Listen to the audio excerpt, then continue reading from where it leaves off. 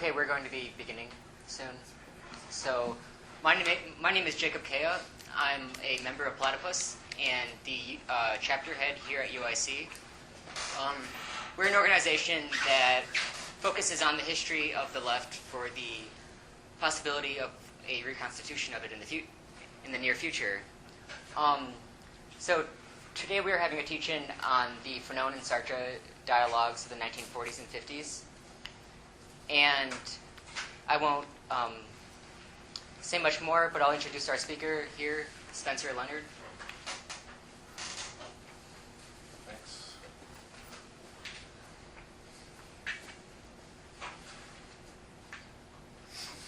And, sorry, we also have a sign-up sheet, and if you'd like, you can put your name and email on it, and we can send you event announcements and so forth.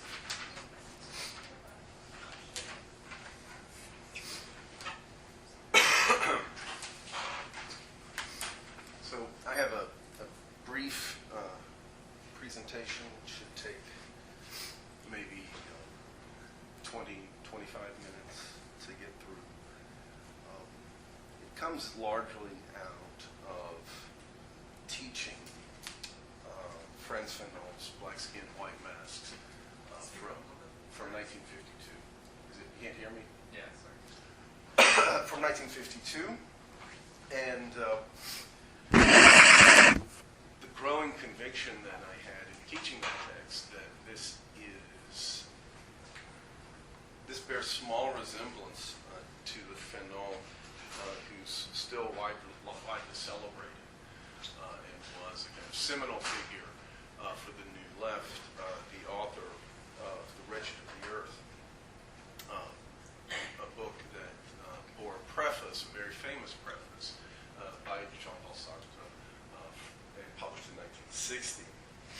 And so this was this is a very preliminary attempt at excavating an earlier moment, one that I think is largely buried by the stature influence of Wretched of the Earth for the New Left in particular. So I will begin with a quote from Aimé Césaire that Fanon quotes in Black Skin, White Masks from memory from 1945. When I switch on my radio and hear that black men are being lynched in America, I say that they have lied to us. Hitler isn't dead. When I switch on my radio and hear that Jews are being insulted, persecuted, and massacred, I say that they have lied to us. Hitler isn't dead. And finally, when I switch on my radio and hear that in Africa, forced labor has been introduced and legalized, I say that they have truly lied to us. Hitler isn't dead. Coming of age during the catastrophe that overtook Europe with the rise of fascism and the war it precipitated, Jean-Paul Sartre and a cohort of fellow intellectuals gathered around the journal De l'État Moderne reconsidered the question of freedom in the wake of its dissolution. Some among this remarkable group, most notably Frantz Fanon, Francis Janson, African-American novelist Richard Wright, and Sartre himself, incorporated questions of race into the center of these reconsiderations in the post-war years. The one ineluctable fact of their time, the less failure to render history teleological, was accompanied by the recognition that under the Vichy government, French Jewry, first emancipated by the Great Revolution, had gone missing without an investigation, while the contest between Vichy and the resistance that took place in the colonial theaters passed largely unnoticed by the colonial subjects there. In his 1943 Being in Nothingness, Sartre forcefully asserted man's freedom, yet to many, including Sartre himself, such an assertion came to smack of an accommodation to the pressing unreality of fascism. After fascism's military defeat, the assertion of man's responsibility for freedom, for his freedom, was turned towards the recognition of the irresponsibility If Sartre's emphasis on the essentiality of freedom risked serving as a mere metaphysical consolation, it also served as a photonegative, which, when exposed, revealed its opposite, the unfreedom of a condition evacuated of all possibility except that which remained. The engagement with racism and imperialism was undertaken in this context, not as a new set of radical concerns, but an attempt to address the suspension of history in favor of plus ça change. Later years would reveal the deep ambiguities of Sartre's left turn in this period, and in particular the impasse he reached in his attempts to recover dialectical Marxism in his 1960 critique of dialectical reason, an affliction that no less gravely beset the Althuserian alternative to Sartre's Marxism. Still, Sartre's impulse towards commitment in the 1940s was initially fruitful, particularly as it prompted his engagement with racism. In Sartre's case, the fruits of this engagement were a remarkable body of work appearing in the immediate post-war years, most notably the play, The Respectful Prostitute in 1946, the book Anti-Semite and Jew, also in 1946, and the essays Black Orpheus and The Oppression of Blacks in the United States, 1948-49. The analysis of anti-Semitism, translated within a few years into Dutch, English, German, Swedish, and other European languages, merit extensive comment from the time of its initial publication. It constituted the single most widely discussed publication on the subject in the wake of the Holocaust, and it continues to command intellectual attention. The essay Black Orpheus similarly opened up political dialogue with the emerging class of French-speaking black intellectuals in the colony. However, untranslated into 1963, this work failed generally to gain the attention it deserved worldwide. Still, as later works attest, the essay exercised considerable influence on major black francophone intellectuals, such as Aimé Césaire, Fanon himself, Octave Manoni, Albert Memmi, and Leopold Sédar Senghor. More widely known in his post-war engagements with racism and imperialism are Sartre's stream of anti-colonial essays, and this is what I began by saying, editorials in the 1950s, culminating in the notorious preface to Fanon's Wretched of the Earth. His leadership in 1967 of the International War Crimes Tribunal, convened by Bertrand Russell on the American involvement in Vietnam, and his championing in the 1970s of the rights of immigrants and oppressed nationalities inside Europe. Writing the script later followed by Régis Debray in Cuba, Bernard-Henri Lévy in Bangladesh and Pakistan, and Michel Foucault in Iran. Sartre traveled to China just after the revolution, more than once to the USSR. He also visited Havana to report directly on the revolution there. He was the kind of preeminent traveling French intellectual who didn't miss a revolutionary situation to take off with Simone de Beauvoir on vacation. In addition, Sartre was, of course, very close to Francis Jasson's underground network that raised money for the FLN and was a prominent signatory to the Manifesto of the 121, declaring the right of insubordination in the war in Algeria. Indeed, so closely was Sartre's name tied to the anti-colonial cause that his apartment was twice firebombed by OAS radicals. These are basically Pied Noir right-wing paramilitaries operating within France. And on one occasion in 1961, 5,000 ex-servicemen marched down the Champs-Élysées chanting, "Shoot Sartre." In the 1970s, the aging philosopher suffered scathing attacks by the so-called nouveau philosophe for his supposed naivete regarding the totalitarian tendencies of many anti-imperialist parties and leaders. Certainly, of all 20th century intellectuals, Sartre is most prominently associated with anti-imperialism, largely as a result of writings and actions taken during and after the Algerian War, in other words, after my period. This later 50s, 60s, and 70s Sartre was a major advocate of Third World nationalism, national liberation, and black separatist politics, all of which came to be championed by dominant strains of the New Left. But these, I would argue, constitute the least compelling shelf of Sartre's works. Since Sartre's Marxism is a problem,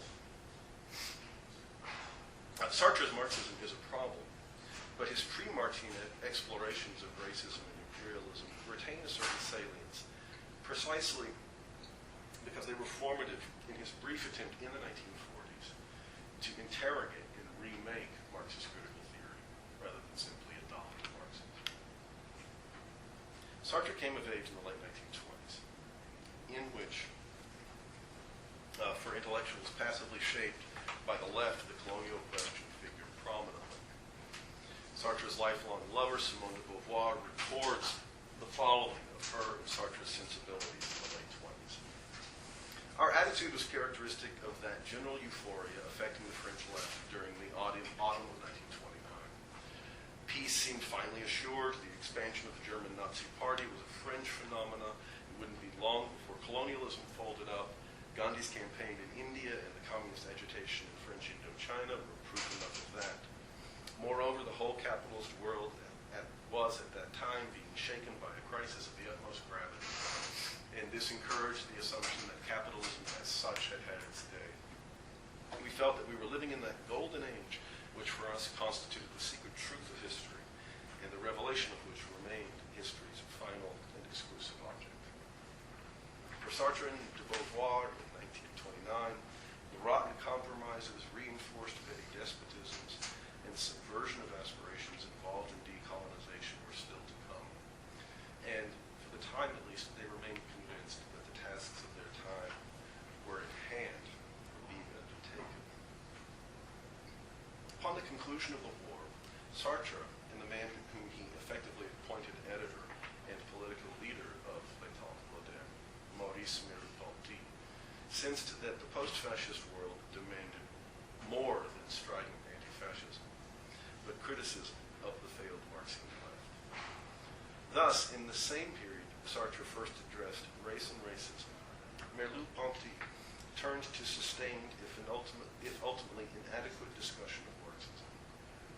Contrary to any simplistic claim that for the existentialists all that was needed was commitment to one or another socialism on offer, the editorial statement of L'État moderne in 1945 said, "Compromise and the double game that the left plays are not arbitrary creations of parties, but are the expression at the political level of the world's vital situation. To claim otherwise forgets that, after years of equivocation, compromises have molded minds in their own image." Sorry, excuse me. I have class in this. Okay. We've been But kicked you know- out in the other room across the hall. Are they empty? We can go across the hall if... They might be occupied, but I mean, there's- yeah. there's- I mean, we're supposed to have that. we had reserved a room downstairs, and the professor seemed to be conducting an extraordinary Yeah, well, yeah. session, and so we moved up here. Is that room available? that room's yeah, I tell you what. We'll see if we can find another room here, and if we can, then we'll just go there. Okay. And if not, then we will throw you all out into the street. Okay. No, but I'll do my best to find another room. Thanks Thank you so much.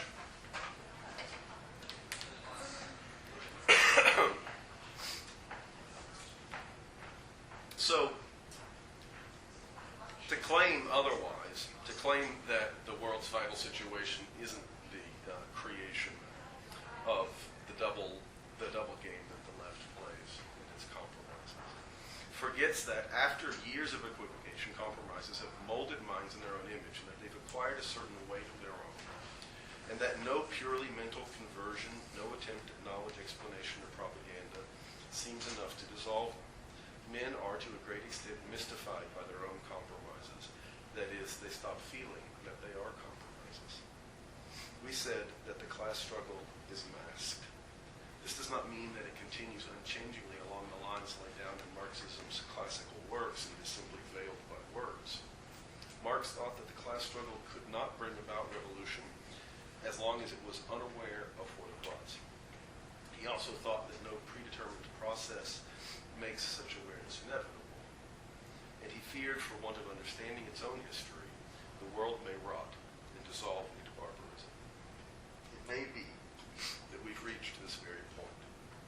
We are not saying that this fact refutes Marxism, since Marx himself pointed out that chaos and absurdity were one of the possible ways for history to end. Existentialism was developed in the context of the ascendancy of fascism, and it was a substantial aspect of its critical force that it retained its conception of the essential absurdity of the human condition in the post-war period. For it, the absurdity of fascism was the condition of being cast out of history, understood as a project of freedom. At the risk of ontologizing the post-fascist condition, Sartre affirmed the essential freedom of the individual only to reinforce the claim that freedom could perpetually serve to reconstitute an invariant meaninglessness. Sartre's post-war critique of Marxism hinges precisely on the manner in which communist materialism, in essence, apologizes for an unforgivable reality. Sorry. If anyone comes and looks for us, would you just say, if they're looking for logic, 311. 311. 311. Thanks so much. Thank you.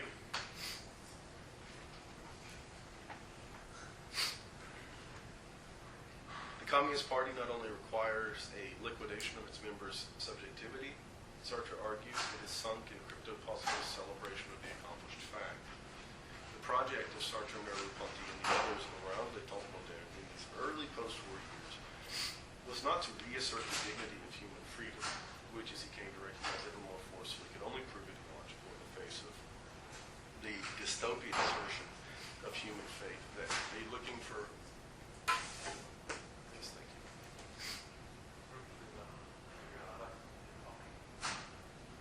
That had laid waste Europe over the course of Sartre's life. At its best, their project was precisely to face without appeal the prevailing unfreedom. As Frantz Fanon put it in 1952, I find myself in a world where things are hurtful, a world where I'm required to fight, a world where it is always a question of defeat and victory. I find myself, me, a man, in a world where words are freighted with silence, in a world where the other hardens endlessly. I find myself one day in the world, and I acknowledge one right for myself, the right to demand human behavior from the other, and one duty, the duty never to let my decisions renounce my freedom.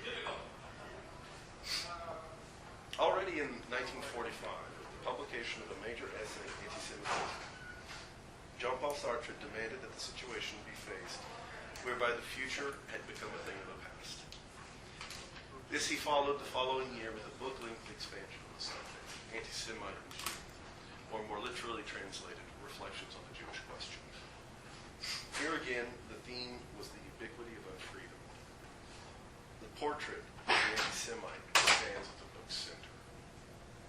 Anti-Semitism, for Sartre, raised the question of the pervasive irrational. As he says, it derives from the logic of passion. Thus some men are suddenly struck with impotence if they learn from the woman with whom they are making love, that she is a Jewess. There is a disgust for the Jew. It is an involvement of the mind, certainly, but one so deep-seated and complete that it extends to the physiological realm, as happens in cases of hysteria. Anti-Semitism cannot be explained by Gentiles' experiences of Jews, and it is not an opinion that people hold. Indeed, no external factor can induce anti-Semitism in the anti-Semite. Anti-Semitism is a free and total choice of oneself, a comprehensive attitude that one adopts not only towards Jews, but towards men in general, towards history and society. It is at one and the same time a passion and a conception of the world. Anti-Semitism is both the symptom and the cause of the evacuation of freedom from the world for Sartre. As he says, there are people attracted by the durability of stone. They wish to be massive and impenetrable. They wish not to change or to be capable of change. We have here a basic fear of oneself and of truth. What frightens the anti-Semite is not the content of truth, of which they have no conception, but the form of truth. They wish to lead a life wherein one seeks only what he has already found, wherein one becomes only what he already was. Sartre's provocative thesis is that Judaism, being Jewish, is the consequence of racism. Contrary to a widespread opinion, he writes, it's not the Jewish character that provokes anti-Semitism, but rather the anti-Semite who creates the Jew. The primary phenomenon, therefore, is anti-Semitism, a regressive social force, and a conception deriving from the pre-logical world. The project of completing the Great Revolution and realizing modern society was collapsed, and down every street of the great metropolises of Europe echoed the shrieks of new barbarism's blood sacrifices. Liberalism had failed, and its demand that the Jew be protected by the law and incorporated into the polity was predicated on the annihilation of Jews qua Jews. To the Jews, nothing. To Frenchmen, all, is alike the slogan of the liberal and the anti-Semite. That's a quote from Proceedings of the General Assembly of the French Revolution on the debate of the emancipation of the Jews. Anti-Semitism captures the bourgeois mystique. As Sartre says, the anti-Semite can conceive only of a type of primitive ownership of land based on a veritable magical rapport in which the thing possessed and its possessor are united by a bond of mystical participation. The anti-Semite is the poet of real property. Here is no heir to 18th century physiocracy, but a full-blown capitalist neo-primitivism. In primitive participation with community, the anti-Semite denies class society. In representing the Jew as a robber, they put themselves in the enviable position of people who can be robbed. Since the Jew wants to take France from them, it follows that France must belong to them. True Frenchmen, good Frenchmen, are all equal, for each of them possesses for himself alone France, whole and indivisible. Here, the inadequacy of democracy is given its most clearly retrograde expression. It's the primitive and infantile character of anti-Semitic subjectivity that has allowed for bourgeois society's insights into the primitive, since for Sartre, in bourgeois society, the primitive is here. From the anti-Semite's point of view, each citizen can claim the title of Frenchman, not because he cooperates in his place or in his occupation with others in the economic, social, and cultural life of the nation, but because he has, in the same way as everybody else, an imprescriptible and inborn right to the indivisible totality of the country. Since, in point of fact, anti-Semites are numerous, each of them does his part in constituting a community based on mechanical solidarity in the heart of organized society. The anti-Semite is the true modern egalitarian. He knows the instantaneous community that comes into being at a lynching.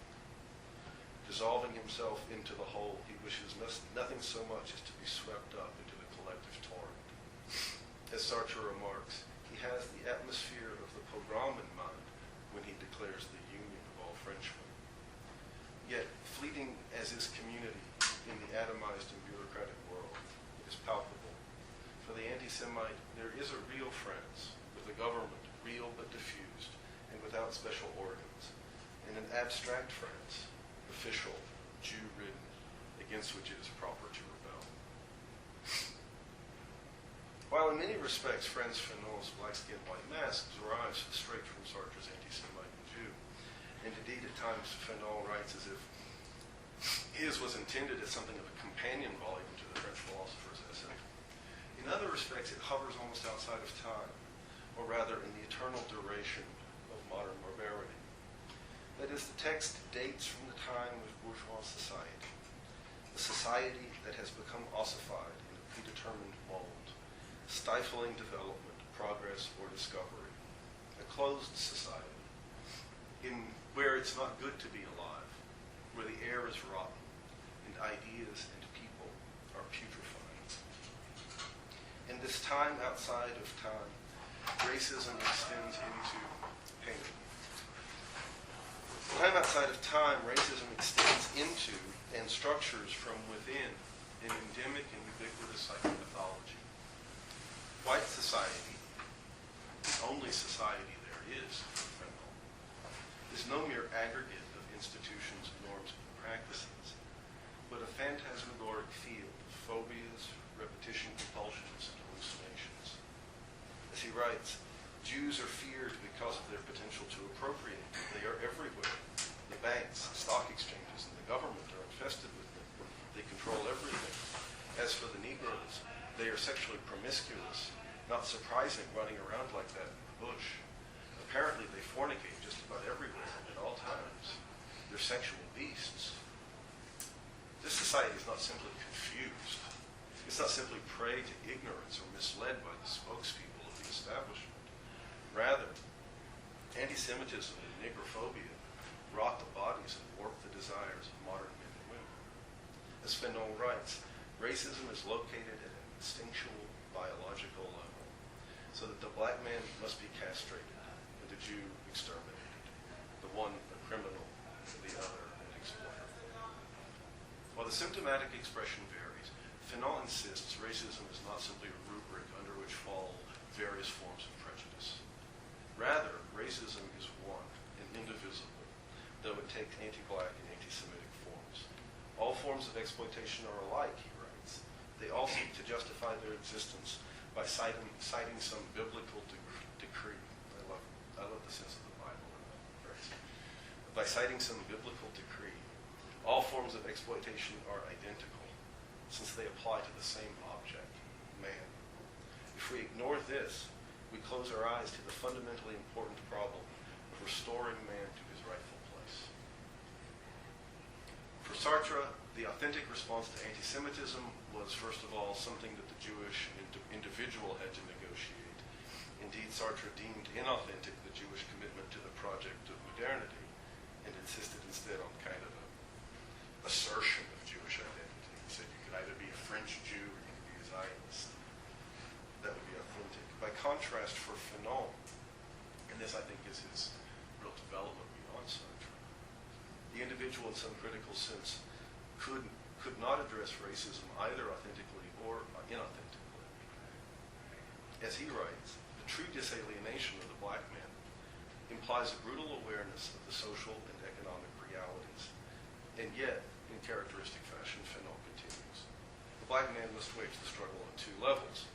Whereas historically these levels are mutually dependent, any unilateral liberation is flawed. And yet the worst mistake would be to believe that their mutual dependence is automatic. Genuine disalienation will have been achieved only when things in the most material sense have resumed their rightful place. What anti-Semitism means for the project, what anti-racism means for the project of liberation, in other words, must remain unclear. As Fanon says in the conclusion, it's obvious that the motivations, and I can't say this enough, that the motivations for disalienating a physician from Guadeloupe are essentially different from those for the African construction worker in the port of Abidjan. For the former, alienation is almost intellectual in nature. For the latter, it develops because he's a victim to a system based on the exploitation of one race by another, and the contempt for one branch of humanity by a civilization that considers itself superior. The few worker comrades I have had the opportunity to meet in Paris have never bothered to ask themselves about discovering a black past. They knew they were black, but they told me that didn't change anything, and damn right they were.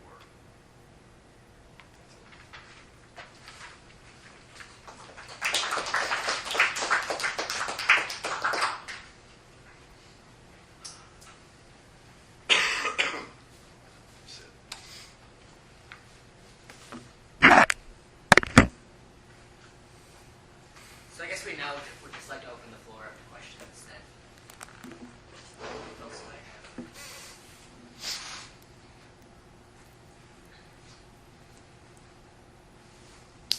Those are just that was just intended as sort of very scattered notes to start a conversation. Yes. How do you deal with, you spoke about racism, and then you spoke about Marxism.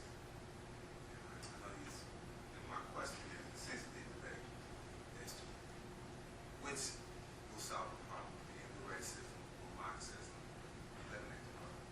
And I think that's one of the tensions I'm sensing there, because both of those individuals we talked about, they seem like they were trying to deal with that in terms of bourgeois.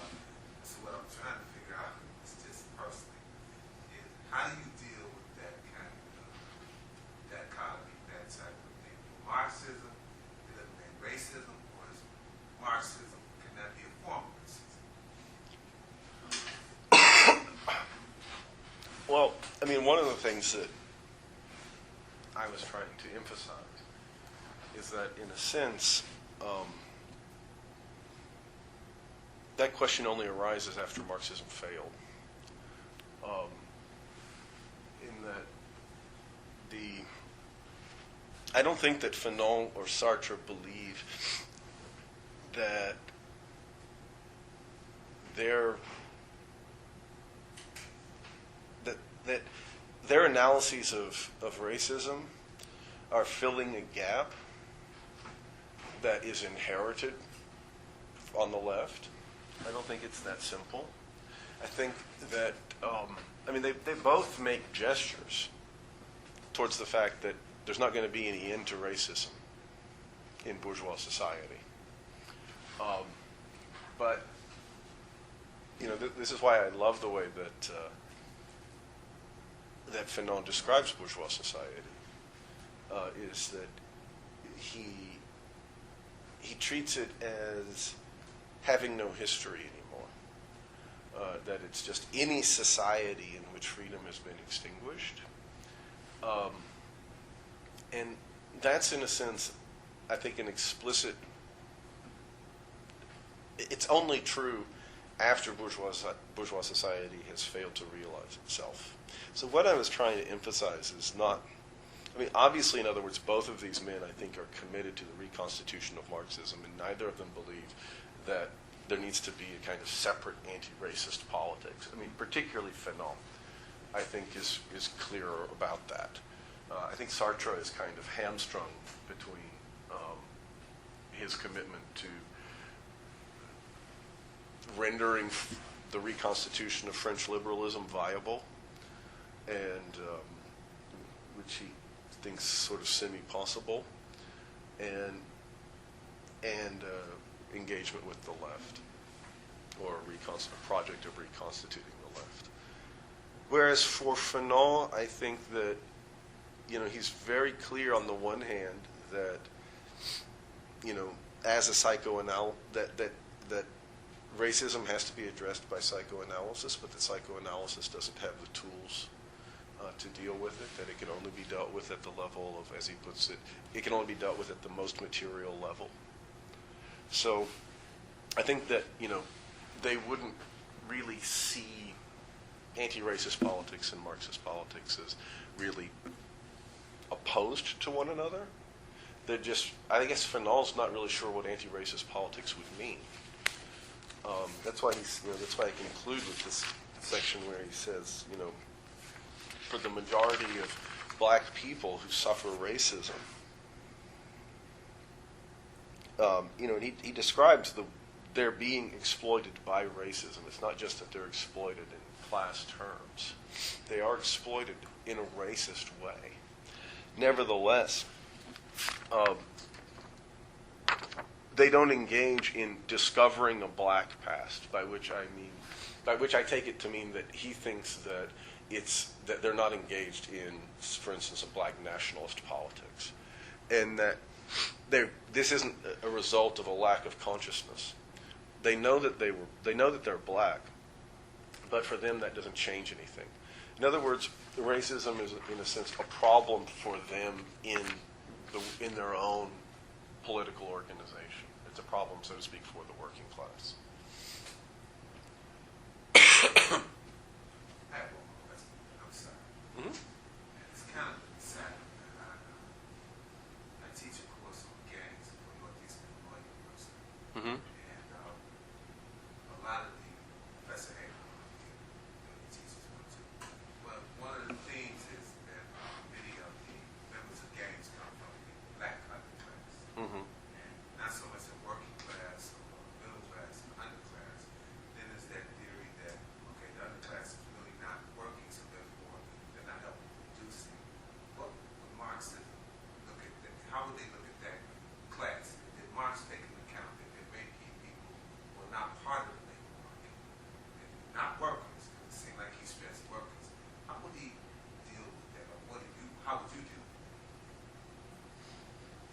Well, certainly I don't think that,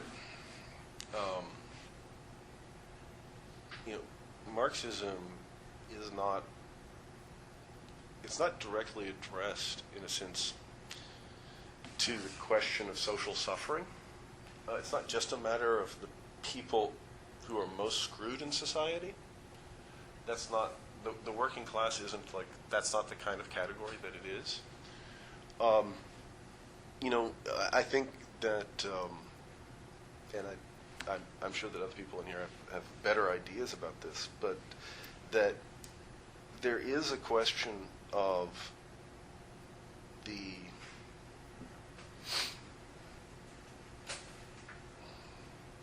ability to organize politics in a way that can be meaningfully politically intersected, so as to actually advance, to consistently advance a politics that's both addressing people, so to speak, where they live in their material circumstances, and raising political awareness of what's possible beyond what is the immediate political project. And in that sense, a politics of constituting consciousness politically. And that's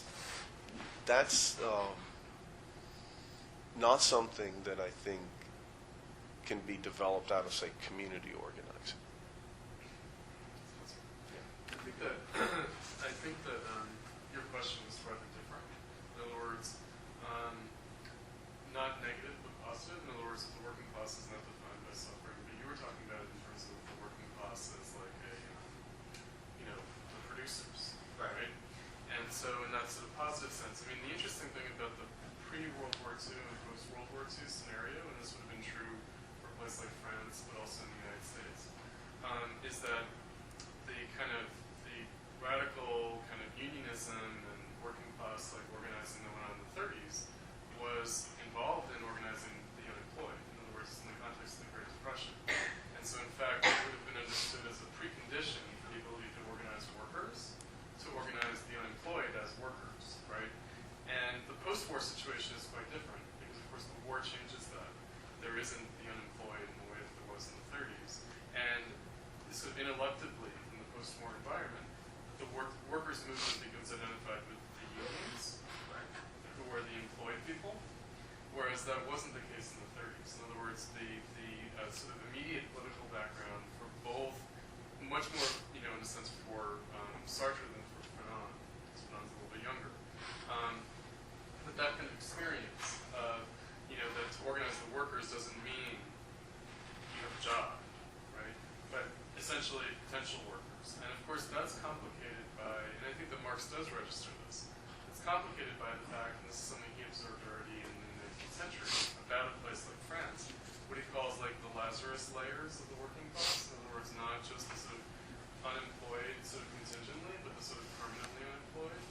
And like the category that comes up in the 60s is like the lumpen proletariat, right? Like that kind of idea of like, especially black workers in the U.S., like, I guess the downturn in a sense, like, that we associate with the 70s, like the economic downturn, in a sense hits the black community first, like already in the 60s, that there's a kind of like late 60s awareness of like the lumpen proletariat, like the lumpen proletariat be a revolutionary force. I mean, I do think that, like what Spencer's caveat about like the ability to organize people on the basis of community and what are the political ramifications of that, there is an earlier history, however, in which it wouldn't have been understood as counterposed. In other words, where it wouldn't have been like, okay, those with jobs, those without jobs, those... I think it gets misrecognized, actually, in the 60s and 70s because working class organizations extend, of course, into working class neighborhoods. But that's viewed as a different kind of organizing than what it actually was in the 20s and 30s. Yeah. I guess I had a question that's sort of related actually to this, that I was thinking about, that both Sartre and Fanon come out of the Popular Front period of the Communist Party, and later concerned themselves especially with race after their commitments to anti-fascism, which drew them to the Communist Party. They were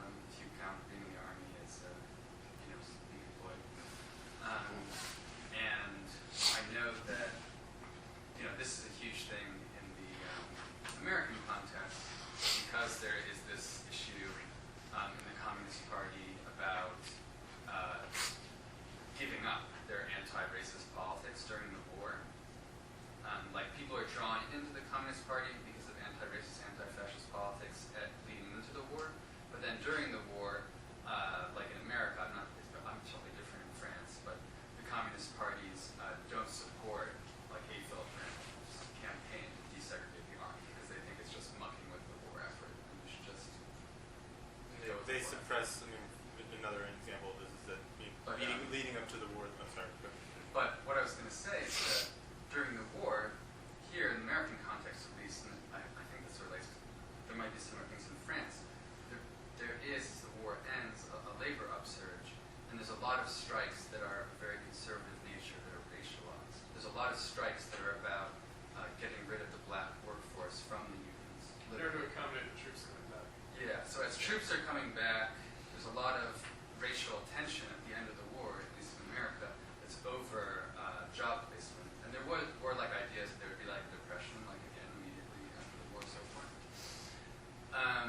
So it's just interesting to me the way that racism is completely counterposed in this way after the war, where you start Marxism on a kind of quasi-anti-racist basis, that becomes compromised from the war, and then racism itself becomes hyperpolarized in the post-war period internationally because of a kind of like concretized labor force that takes place that's really different.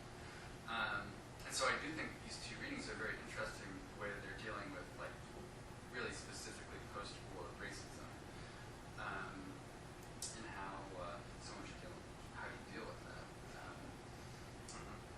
That's like a long preamble to the question, I guess. But. Okay. Well, I mean, the first thing that I would say, I mean, there's a way in which these works, especially Sartre, are kind of, in some ways, they're a continuation of anti-fascist popular front writing. You know, in some ways, I overstate the case in terms of the degree to which the people around Sartre, I mean, they're resisting integration into their. I don't know how. I mean, you may know better than this. I know nothing about these people biographically, but my sense is that Sartre's pretty non-political during the war. I don't know that he was a member of the Communist Party. Whether Fanon was or not, Fanon's engagement with Marxism is certainly, in some ways, it's kind of delightfully free from a whole range of Stalinist baggage, where he just seems to have a very that the way that he's redeployed psychoanalysis with relation to the question of race seems to enable his reading of Marx and Hegel in ways that are really kind of delightful, and there's a sort of light touch to the way he handles those questions. But he's strong. I mean, there's an implied criticism of Sartre, what I think he takes to be Sartre's kind of tacit Stalinism on the question of Hegel, the way that he deals with the whole question of recognition versus, I mean, there's a point where Sartre just flat out says, well, the working class is not susceptible to anti-Semitism because they're the slave in the master-slave dialectic, and they're engaged in the transformation of nature, and therefore the world, they're just not subject to this kind of static conception. I think that Fanon is sort of too polite to a man that he clearly admires greatly to criticize him directly. But when you look at the way he's handling Hegel and Marx, there's an implied critique there. But I think that the anti-imperialist context is also part of the story for Fanon, which complicates the issue of race in France, in the sense that one of the ways in which the French are going to deal with the question of race is by decolonizing. They're going to shut down these lines of movement of labor that are taking place within the imperial formation, and instead treat the the colonial subject as bearing a different nationality. That's not comparable. I mean, to the way to American dynamics. And one of the things that you can certainly read in Fanon is a very strong claim to being European, to being an implied critique of the coming decolonization. Even though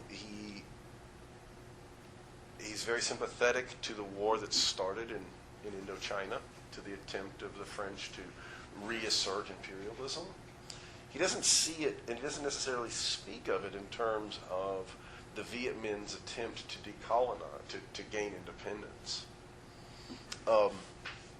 And so, I don't know how that speaks to your question, and if it gives you food for any kind of comeback to what these guys are saying. But, definitely in terms of the level of the text, Fanon does seem to want to have the question of race out in the metropole in a way that's kind of tenuous in 1945. And in Great Britain, which is a kind of comparable case, the immediate necessity for industrial labor from the colonies isn't asserted in 45, and maybe because of this question of how many people are going to return home, or is the economy going to sort of rebound. I think the British economy rebounds a little faster than the French does in the immediate post-war, just after the post-war destruction, or after the war's destruction. But even in the British case, they don't really open up immigration until earlier in the 50s, after they decolonize the key labor pools. So it will be treated as international immigration within like 4 years of decolonization.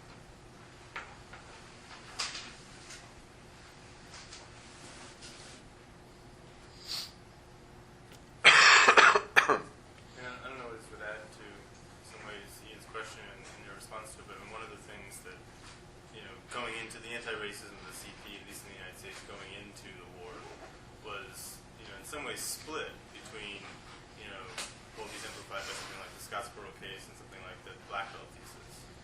Something along the lines of integrationist, cross-racial organizing in defense of the Scottsboro boys versus the notion of national self-determination for blacks in the South Belt. There's, the kind of anti-racism of the CP, at least in the United States going in, is then kind of recapitulated afterwards in the context of decolonization. But it takes very different form always in the United States, where already by the time of the 30s and the 40s, you've seen just massive immigration out of the South. But certainly after the war, it's the case that there's no way one could talk about any kind of During the war. really during the war. You have massive immigration to. It's also immigration within the South, which is another kind of like lost history. But it's not just simply that you're migrating blacks from plantation environments to industry in the North, but also industry in the South is taking people up, and so that whole dynamic is completely undermines really any sense of a kind of rootedness, and yet it comes back. Actually, the CP readopts it, but they drop it during the war because obviously some sort of separatist movement would be seen as counter to war effort. No, you guys are helping me out to sort of formulate more adequate responses. I think actually and I think it's implied in what you're saying that really it's not entirely. What I said about there's the decolonization context in France, but it also is the case that the United States is very much the preoccupation of Frantz, Fanon, and of Sartre. Sartre comes to the United States immediately after the war. He's paid by the U.S. government to be a kind of cultural ambassador. He writes this play about Southern racism, about a prostitute from the North who comes to the South and who is insufficiently racist in her regards to the overtures of black men, called The Respectful Prostitute, which was widely discussed, which was staged on Broadway for over a year and a half, and of course they're friends with Richard Wright, who's going to be giving them all kinds of, and Fanon writes. I mean, Fanon's on the margins of all of this. Fanon is a non-entity in 1945 intellectually. I mean, he never really becomes a member of a Parisian intellectual set. He meets Sartre face to face, I believe, only once in his life, when they meet in Rome, and Fanon asks him to write the preface. But he does have contact with this character that I mentioned obliquely, Francis Janson, who does write a preface to Black Skin, White Masks. And it's, the thing about, if you kind of look at Black Skin, White Masks and its footnotes, it is only concerned with this set of intellectuals. It's almost every single citation is to one of two journals, Le Temps Moderne or Présence Africaine, which was just a kind of sister journal in which a lot of colonial intellectuals were publishing in post-war Paris. And, despite the vitality of that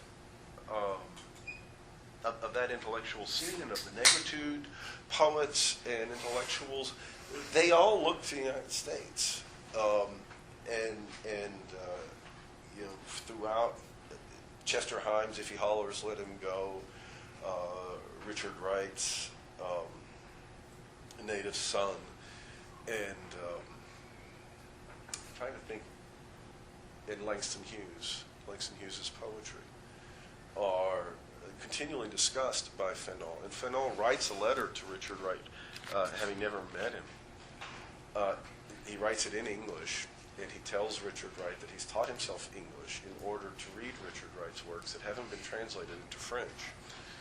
And there's a very critical moment in Black Skin, White Masks, and this is, I think, why Fanon.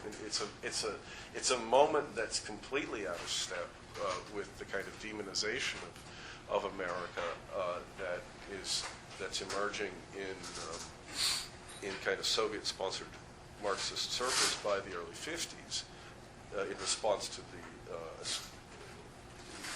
the geopolitics in Europe and America's more aggressive posture towards the Soviet Union, in which basically Fanon says, well, the issue of racism has never been constituted as a political problem in any place in the world except in the United States. And he quotes in English the title of Richard Wright's book, 12 Million Black Voices, which was a work that was commissioned by the WPA, I believe, that documents black, it's a kind of photo essay, and links those 12 million black voices to the struggle against slavery in the United States. It seems to invoke it's unclear, and I haven't read the French, but it seems to invoke the Battlefield of Gettysburg, and as a kind of charnel house, as a kind of charnel ground that's ringed around that black and white soldiers lie dying on this field, and all around it are hang the bodies of lynched black men that have somehow all been gathered to this field, and Fanon has this kind of vision that seems to invoke the destructiveness of the French Revolution and the way that Hegel describes it as kind of generating like a lightning flash where you see an edifice in the future, right? And he says you can see rising above this field a tower, on which stand a black and a white man hand in hand. And this the whole passage is about saying that we need to constitute this claim, that we need to constitute a politics for a post-racial society, as has happened in the United States, however inadequately. So how that relates to the immediate context of the politics of the Communist Party in the 30s and 40s, I'm not sure that I can say as well as some of the other people As here. you said, there's a kind of complex set of associations involved, where on the one hand, like circa 1952, certainly France would have been a less racist place than the United States, and so there's a way in which on the one hand that's true, and on the other hand, Fanon has this idea that unlike slavery being abolished in the French colonial sphere in the 19th century, that black Americans themselves overthrew slavery. Right? He's got this kind of notion of the United States, which is quite different from like a post-60s sensibility in the U.S., which tends to sort of look back and at the Civil War as a sort of ambiguous phenomenon. But for Fanon, his attitude about the Martinicans, about the West Indians, the French West Indians, is that they were freed, but they're not sure whether because they were freed rather than freeing themselves, whether they're really free. Whereas Black Americans know that they're free because they freed themselves, and so there's like that kind of symbolism. So there's an interesting way in which the U.S. is sort of standing there as, on the one hand, this place where the issue of racism is actually manifesting in political struggle in a way that's not in France or in the sort of French sphere. But by virtue of the fact that, in a sense, Black Americans are sort of struggling in a way that, he wonders about the Martinicans, about the French West Indians, about their ability to do so. And he also, interestingly, I think that Spencer, you brought this up, he and Césaire, and this is also, should estrange their sensibility from like a post-60s kind of sensibility. They don't call for the independence of Martinique. They call for departmentalization. In other words, they want Martinique to be an equal part of France. And, and he also, perhaps in problematic ways, but in interesting ways nevertheless, distinguishes between the experience of Black Africans and Black West Indians in terms of the sort of French experience. And this sort of paves the way for his attitude about Algeria, where he has much more kind of romantic kind of national liberation, kind of an understanding of the Algerian struggle that he would not have understood as applicable to the condition of the Black West Indian in the French context. I mean, that's where the question of decolonization is, if you think about the army, he talks a great deal about the Senegalese divisions in the French army and the way in which Martinicans are used as officers. That Martinicans and Guadeloupans are used as French-speaking intermediaries between a white French officer corps and the colonial subaltern troops. And those troops are present in Europe when they're fighting not only in colonial theaters, they're fighting in Europe after 44, after the French army kind of reconstitutes itself in a limited way. And they're being sent back to their colonies. I wish I knew more about that, but I know that that's the case. Fanon was a resistance fighter. He was a resistance fighter. They all were all. I guess that's what I meant. I don't think I don't know the history, whether they were like card-carrying CP members, but they were of the Popular Front phenomenon. Richard Wright was a CP member. Yeah, Fanon and Sartre, no. I don't know. Sartre joins the Communist Party later, but not yet. Sartre has, I don't know. I'd like to think that, but Sartre's untrustworthy in In what, terms of his own yeah. self-representation. Well, not only in terms of his own self-representation, but I think being and nothingness is a very ambiguous text to be published in 1943, to be published at any time. I mean, whether it's resistance or collaborator. He certainly has a great deal of envy for the people who were really part of the resistance, people like Camus, or people like Fanon. Sartre did not take a major part in the resistance, and that's sort of a bad, a source of shame. Fanon had to escape from, because Martinique, so the colonies, during the Vichy era, the colonies were ruled by pro-Nazi French, right? Whether in Southeast Asia or in, less so in Africa. Some of the African colonies were pro-de Gaulle. Right. But Martinique is ruled by this guy, Admiral Robert, who is this, pro-Vichy, pro-Nazi guy.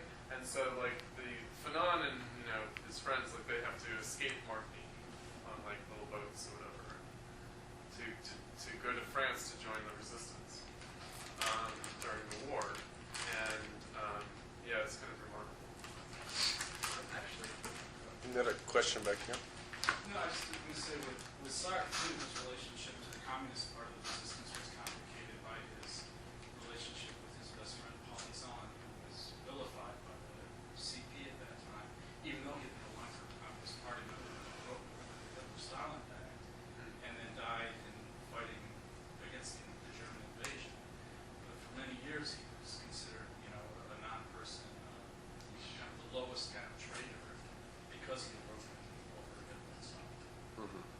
And I think that always complicated Sartre's relations with the CP, whether he verbalized it or not. And as much as he apologizes for Stalinism, he never joins the party. His real apologetics are in the early 50s, around the time that Fanon publishes, when he makes his famous comment, an anti-communist is a scoundrel. And it kind of continues on, even though he does speak on behalf of the Hungarians in 56.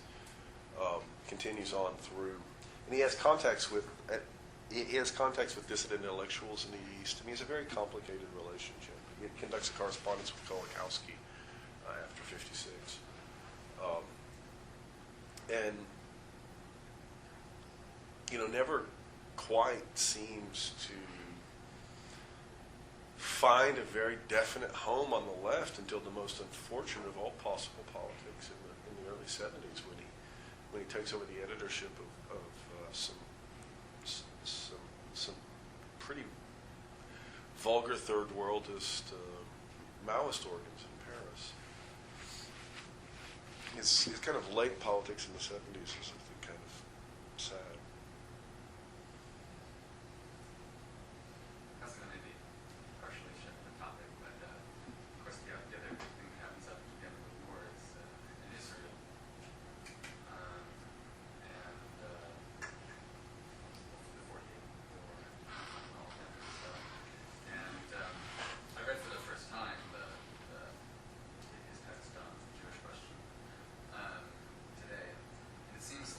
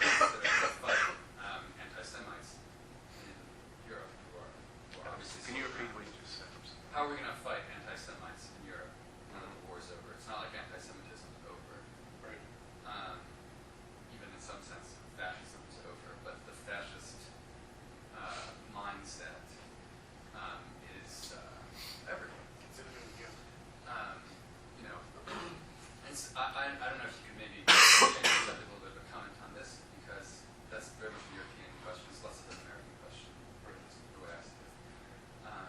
And yeah, I mean, what is this kind of hope for? What do you do with this post-fascist I mean, that's. world? I mean, Sartre always, I guess his kind of right-wing tendencies always express themselves in his deep patriotism. He always expresses his leftism as a French patriotism. And he's very keenly aware of the fact that in some sense, it has a kind of positive moment, I guess you could say, in this time, because he's very keenly aware of the fact that anti-fascism in France is being exaggerated for the sake of reconstituting the new French state, the new post-war French state, and all of a sudden, everybody was in the resistance. And and one of the things that's actually interesting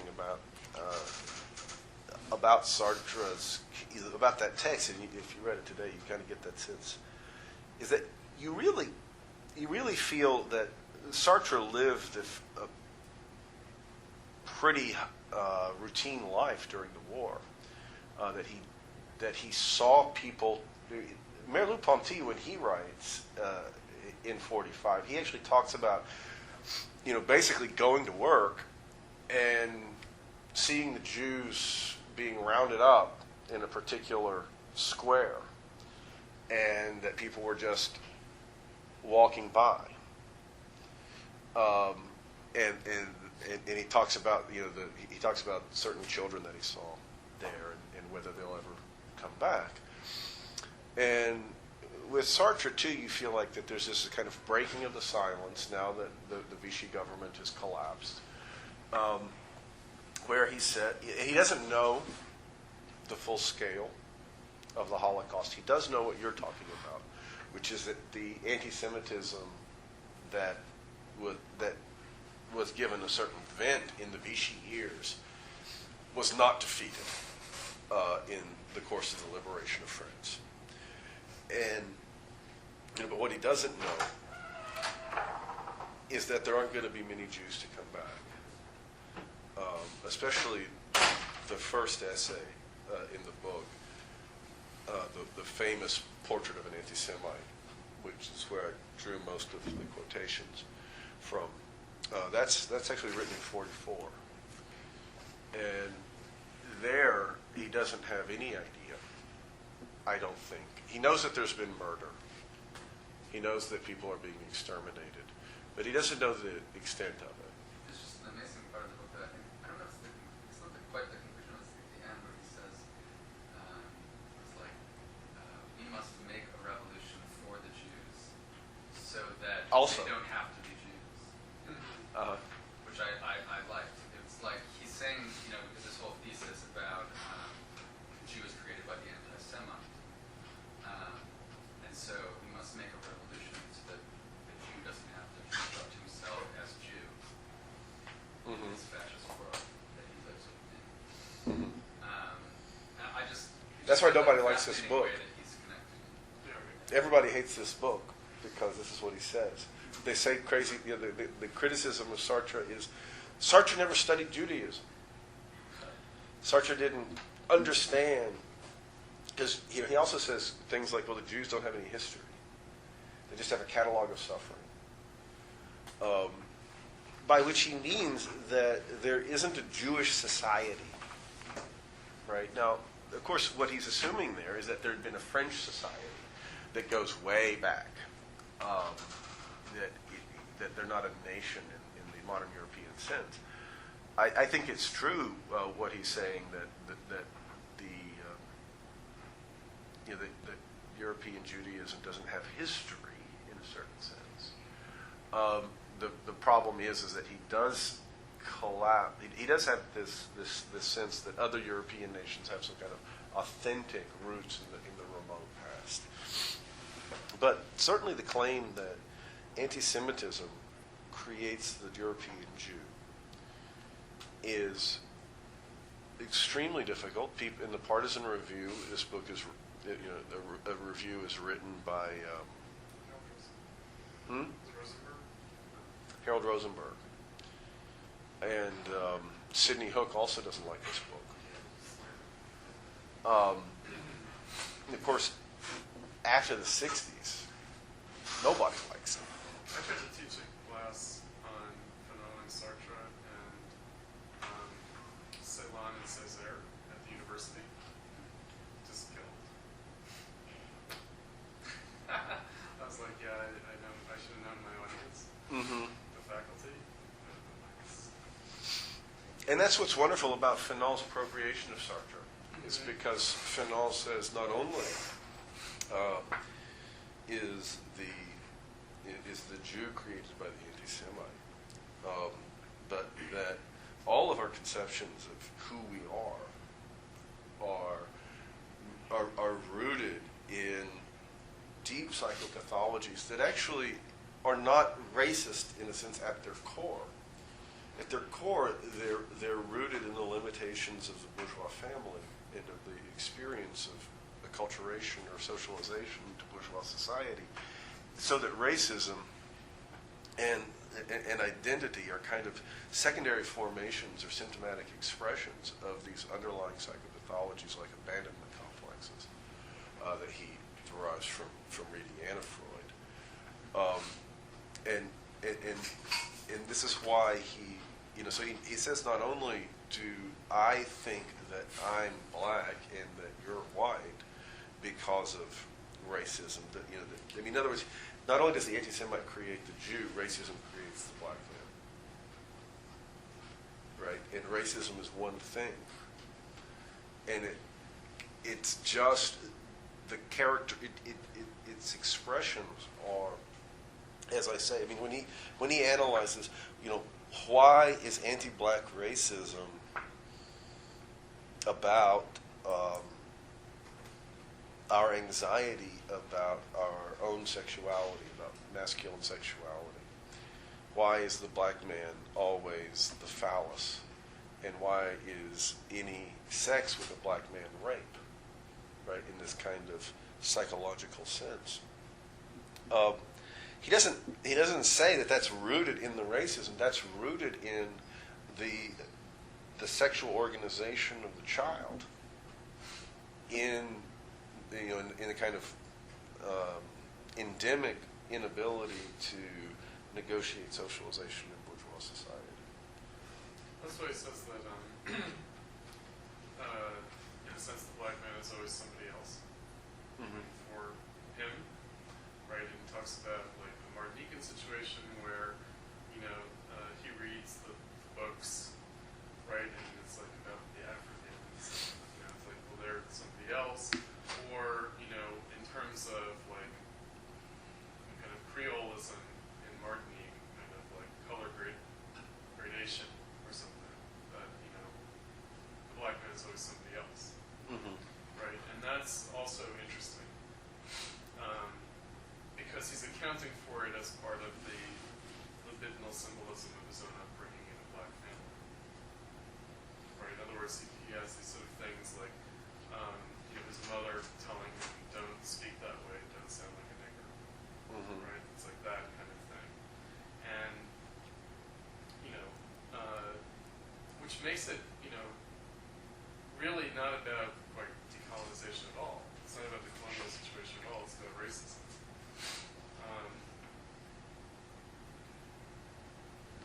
In a way that people then come into it via like the Wretched of the Earth.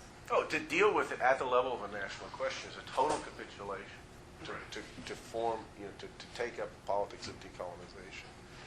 I mean, it's interesting to take that on the level of family. I was thinking when I was reading the Sartre, just about, when I grew up, there was kind of like a revival of like Holocaust movies, and, to be Jewish was to like read the Anne Frank diary and like know the 3 Jewish baseball players that exist or something like that.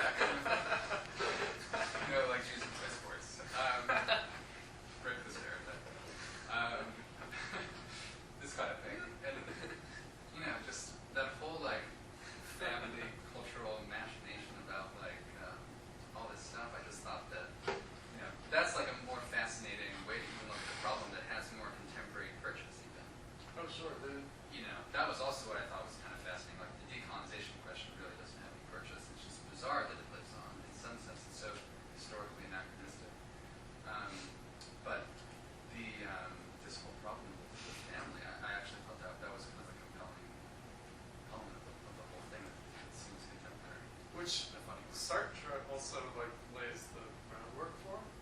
Because he's like, we all have this uncle, right? It's like the Jews, right? Like, in other words, we're all good, like, not anti-Semites, but, every family has this uncle. Right. Right? He's got, like, that little story. Yeah. Who, like, voices our anti-Semitism for us. Right? Nobody kicks him out of the family dinner. He gets elected to Congress. There's that. Right? I mean, the other crazy thing about the Sartre is that you do get the sense that, the way he talks about the Parisian Jews is not that there's some ancient community that's been part of the tapestry of Parisian life, but that none of them speak French at home. Right? They all speak this hyper-correct French, and they're all doing too well in their exams. Right? They're all too smart. Right? But they don't have a claim to the language and to the culture because not only because they're Jews, but in a sense also because they're immigrants. He does have this sense that that Jews are pouring into Paris in the late 19th and early 20th century from Eastern Europe, just as they are into the United States. To escape anti-Semitism. To escape anti-Semitism, to escape Tsarist Russia, and so he doesn't have to. They have distinctive characteristics as far as he's concerned. That's the other kind of bizarre thing about Sartre. He thinks that each country has its own Jews, right? And that the German Jews can't recognize the French Jews because they come from different parts of Eastern Europe or something. He's a little bit nuts that way. But that he also thinks that there are the assimilation. Assimilation for him is a question of younger generations, right? That there is an older generation of those that sort of don't attempt to assimilate in terms of dress and the like.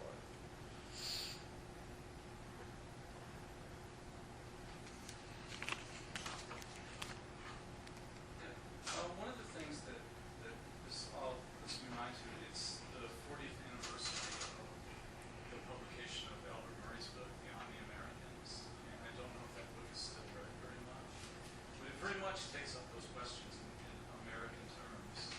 And a lot of what it sets out to do is disentangle the idea of an African American sensibility, a black sensibility from either the racist construct or like a condescending social or the sociological concept. Black people are defined by how much unemployment they have, what the broken families and all the Moynihan reports that are. And I thought that is like incredibly relevant, and also it Sartre's anti-Semite and Jew. That fascist voice that takes up, that wants to be inhuman, that wants to speak as if it were invulnerable, as if it were a force of nature that couldn't be. That voice is what I hear in the American political landscape right now, ubiquitously from the right. I mean, it's amazing to me. And I just wonder how much, because Fanon did really what you were citing, and I'm sorry, I was like, and that's one of the most profound passages, I think, of Fanon, one of the most moving. And, I'm just curious, how much is your sense that these debates are even still alive right now, and how much have they been all subsumed into a kind of academic discourse at best, where, Fanon has certainly been taken into, but are not really living as political forces, as ideas that grew in the Nazis.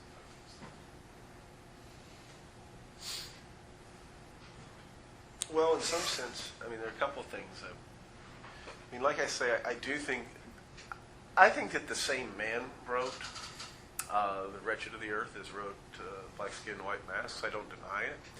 I think that the traces of Black Skin, White Masks can be seen in the deep melancholy of Wretched of the Earth, which is rarely commented upon.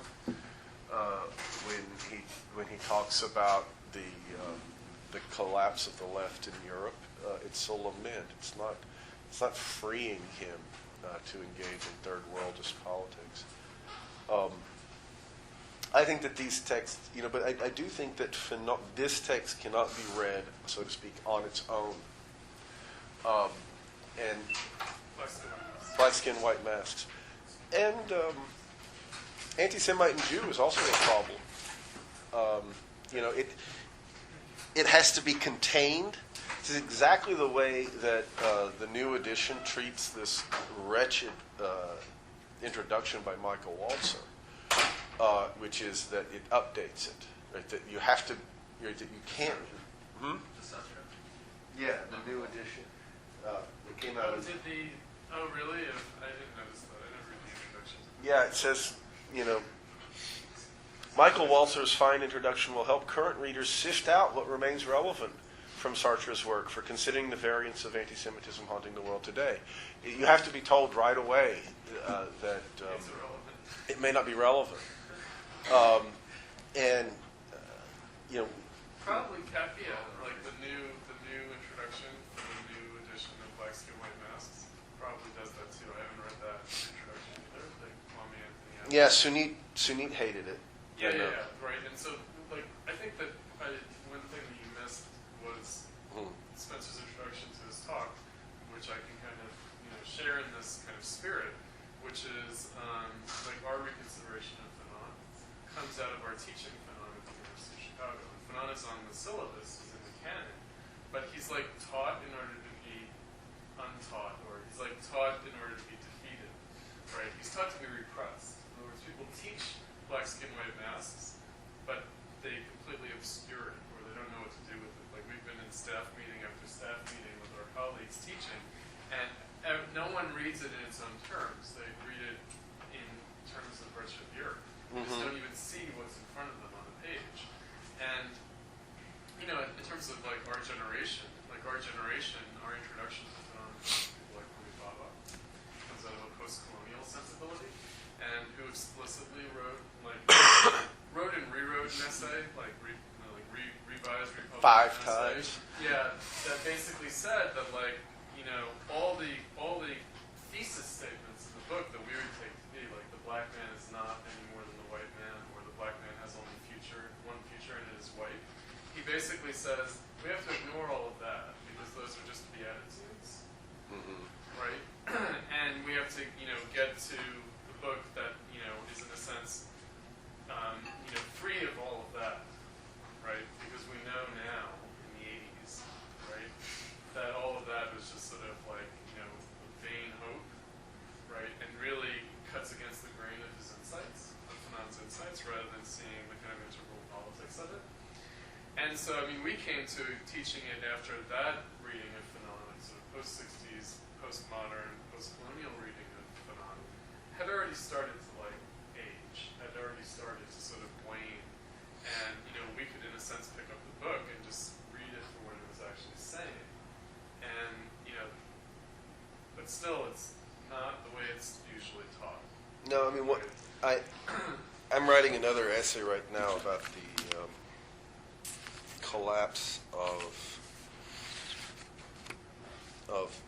the way in which anti-racism on the left in Great Britain runs into the sands around the Rushdie affair in 1989.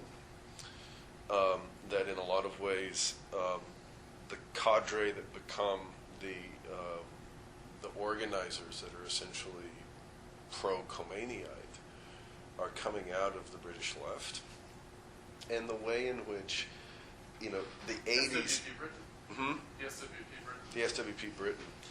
And or now Islamists as a function of the Rushdie affair. Right. It's a review essay of a long book by a veteran of the British left called Canon Malik, who names all these names, and it's really quite wonderful because otherwise the SWP Britain would deny it. And I discuss Homi Bhabha's introduction to this essay as a way of that it's really one of the prime symptoms of the way in which anti-racism in Great Britain is capitulating into a kind of third world nationalism at home. And then ultimately right-wing politics. But also with the Sartre's book really sticks in the craw too. We have a professor at the University of Chicago who we otherwise greatly admire, Moishe Stone, who insists that no major intellectual in Europe discusses anti-Semitism until After the Eichmann trial. After the Eichmann trial, until the New Left discovers the Holocaust. And that there was some great conspiracy of silence, and it was all Arbeit macht frei after the war. It's just not true. There's a major debate. I mean, this book. This is the film. There's the Night and Fog. Mm-hmm. The great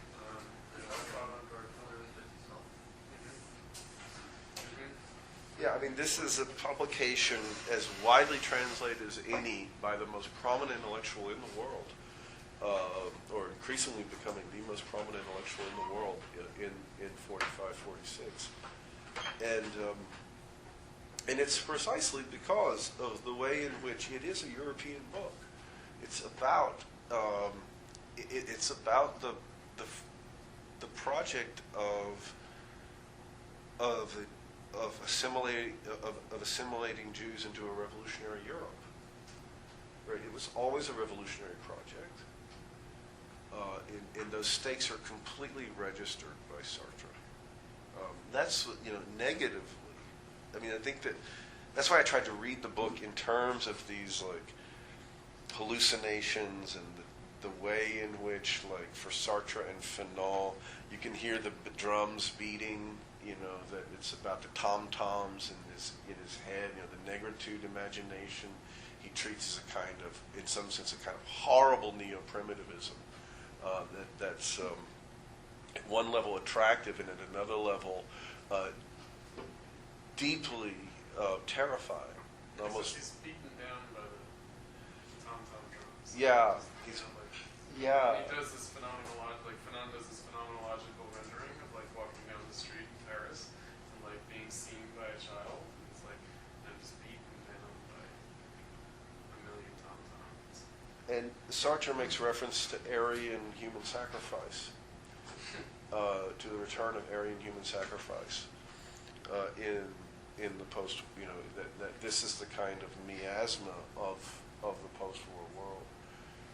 And at that level, I think that Sartre's book is extremely powerful. Makes sense.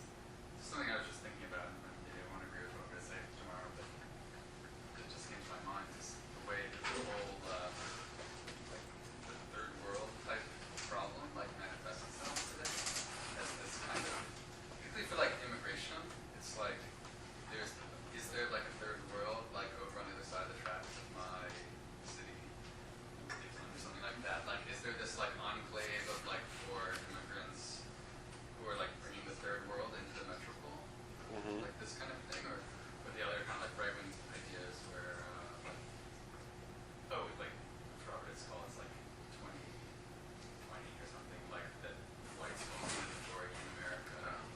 There's this whole imagination. It's funny because it brings back this question of metropolitan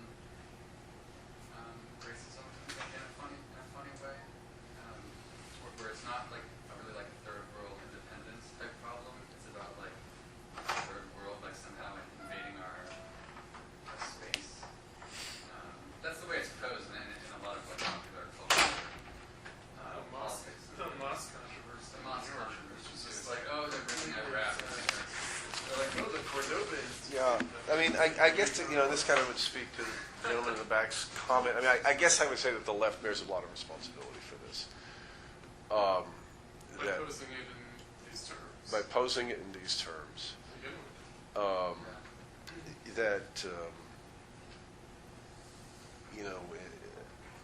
Again, I mean, I'm thinking of the context in London, but Just the extreme right.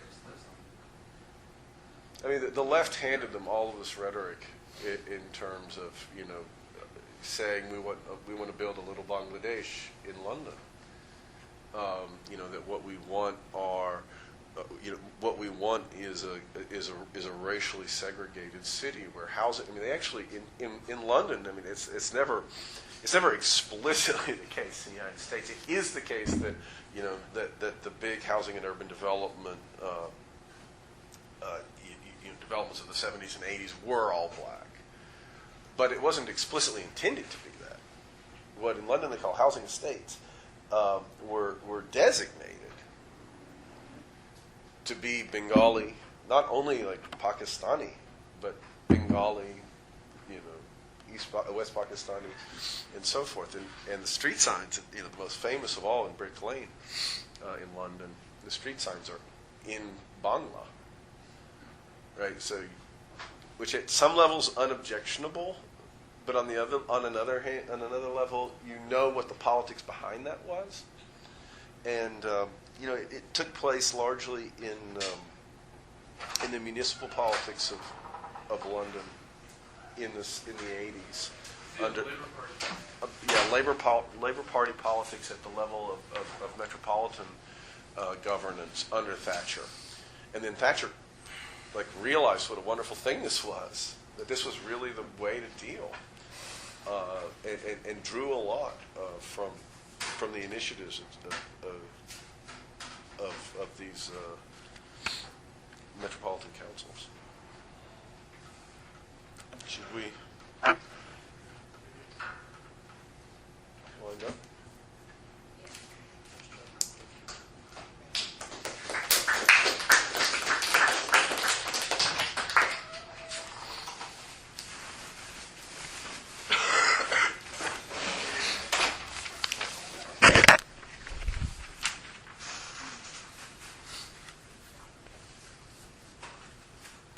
That helped a lot.